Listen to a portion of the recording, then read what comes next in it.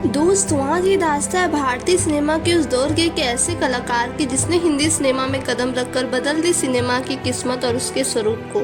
इस अभिनेता के रंग रूप का दुनिया भर में ऐसा आकर्षण था कि ये बन गया हिंदी सिनेमा के इतिहास का सबसे खूबसूरत और लोकप्रिय अभिनेता। तो ऐसे शख्सियत के बारे में हम आपको बताएंगे। इससे पहले हमारे सुनाओ कहानी चैनल को सब्सक्राइब कर लें।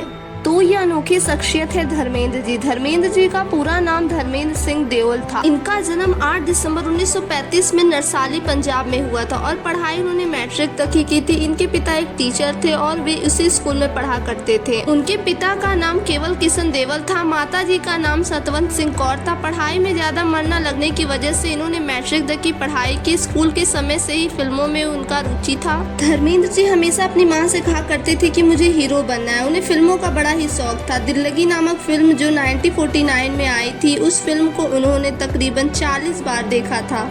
वह अक्सर स्कूल में पहुंचने के बजाय सिनेमा हॉल में पहुंच जाया करते थे और अपने पिताजी से डांट खाया करते थे और अपनी मां से कहा करते थे कि मुझे स्कूल नहीं जाना। धर्मेंद्र जी को बचपन से ही एक्टर बनने का बड़ा शौक था। फिल्मों में आने से पहले धर्मेंद्र जी रेलवे में क्लर्क की नौकरी किया करते थे और उस वक्त ही 19 साल की उम्र में उनकी प्रकाश कौर के साथ शादी भी हो चुकी थी। लेकिन फिल्मों में आने का उनका चाव छूट ही नहीं रहा था। रोज रोज उनकी हीरो बनने की बात सुनकर उनकी माँ ने उनसे कहा कि बेटा, इतना ही इच्छा है फिल्मों में जाने की तो एक एप्लीकेशन क्यों नहीं लिख देते। और ये बात उनके दिमाग में घर कर गई और उन्हीं दिनों अखबार में एक एडवर्टीजमेंट निकला जिसमें लिखा गया था कि फिल्म फेयर टैलेंट हंट के लिए विमल रॉय और गुरुदत्त जी ऑडिशन कर रहे हैं नए टैलेंट की तलाश में। बस धर्मेंद्र जी के मन में वो एप्लीकेशन की बात आ गई और धर्मेंद्र जी मलेरकोटला चले गए फोटो खिंचवाने के लिए और वहाँ पर जान मोहम्मद नाम के फोटोग्राफर से फोटो खिंचवाई और फिर एप्लीकेशन भेज दी। फिल्म फेयर हंट के लिए उन्हें चुन लिया गया था। बेईमान है आज दिल ने जो मांगा मिल गया। और फिर न्यू टैलेंट हंट में सिलेक्ट होने के बाद धर्मेंद्र जी पंजाब से मुंबई शिफ्ट हो गए। फिल्म फेयर के कॉन्टेस्ट के दौरान अर्जुन हिगोरानी को धर्मेंद्र पसंद आ गए थे और अर्जुन हिगोरानी ने जब 1960 में फिल्म बनाया तो उसके लिए धर्मेंद्र को साइनिंग अमाउंट के रूप में 51 रुपया देकर हीरो की भूमिका के लिए अग्रीमेंट हो गया। और वो साल था 1960 जब धर्मेंद्र जी का फिल्मी करियर शुरू हुआ। फिल्म में इनकी पहली एक्ट्रेस रही थी कुमकुम, लेकिन ये फिल्म को ज्यादा पहचान न बना सकी। कुछ सालों तक इनके संघर्ष चलते रहे। इसके दौरान धर्मेंद्र जी के खास दोस्त रहे मनोज जी। उस समय इन दोनों को ही नहीं पता था कि आगे चलकर बॉलीवुड में इनका नाम महान एक्टर के तौर पर लिया जाएगा। और उस दौरान जुहू में एक छोटे से कमरे में रहा करते थे धर्मेंद्र जी।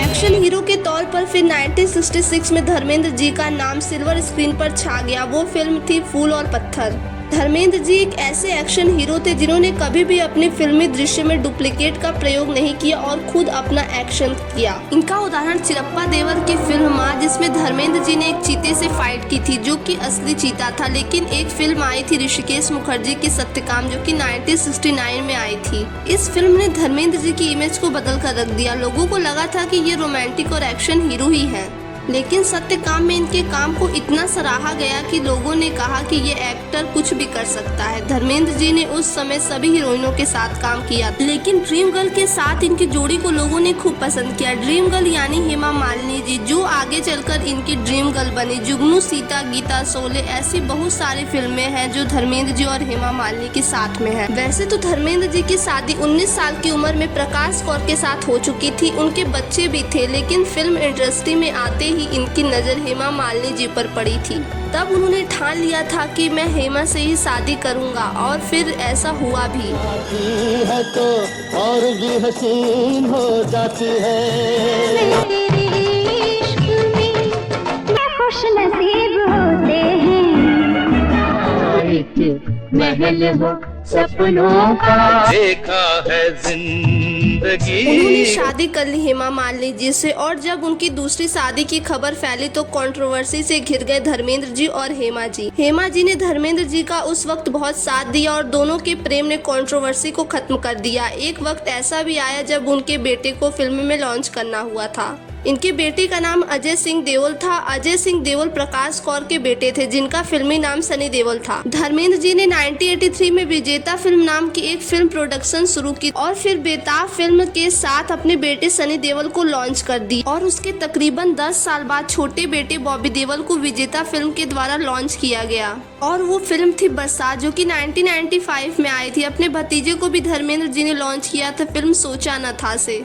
ये भी विजेता फिल्म्स की फिल्म थी और अभी देओल इनके भतीजे हैं। एक बात जो सभी को हैरान करती है वो ये है कि दोनों ही एक साथ फिल्मों में हीरो बनकर पेश हो रहे और दोनों की हीरोइन डिम्पल कबाड़िया थी। एक तरफ बेटी की भी हीरोइन डिम्पल कबाड़िया और पिता की भी हीरोइन डिम्पल कबाड़िया थी। कितनी कमाल की बात है ये। बाद में मीडिया ने ये कहना शुरू कर दिया था कि धर्मेंद्र जी केवल बेटे को ही और भतीजे को ही प्रमोट करते हैं, बेटियों को नहीं। इसका जवाब धर्मेंद्र जी ने अपने काम से दिया। धर्मेंद्र जी ने टेल मी ओ खुदा में ईशा देओल के साथ काम किया और अपने बेटे को प्रमोट किया और सबका मुंह बंद कर दिया। और फिर धर्मेंद्र जी को 2012 में पद्म भूषण से सम्मानित किया गया था। जैसे कह रही थी तुम मुझे बांध लो बंद, जो बीत गया है वो अब दौड़ना आएगा। यमला पगला दीवाना हो रब्बा महबूबा, तुझे जाना है तो जा तेरी मर्जी में। चांदी ले जा रे, पैसा ले जा। तेरा चाय के झूले पड़ गए हाय के मेले, नहीं जाना के जीना जाने मन तो कल सावन जैसा भी हो मेरा साजन कैसा हो। किस को बताऊं ऐसे कैसे मैं सुनाऊं सबको। गाड़ी बुला रही है छोड़ दिया जाए बोल दे। देखा है तेरी आंखों में प्यार, जाने जहां मैं नाचूंगी। होली के दिन दिल खिल जाते हैं।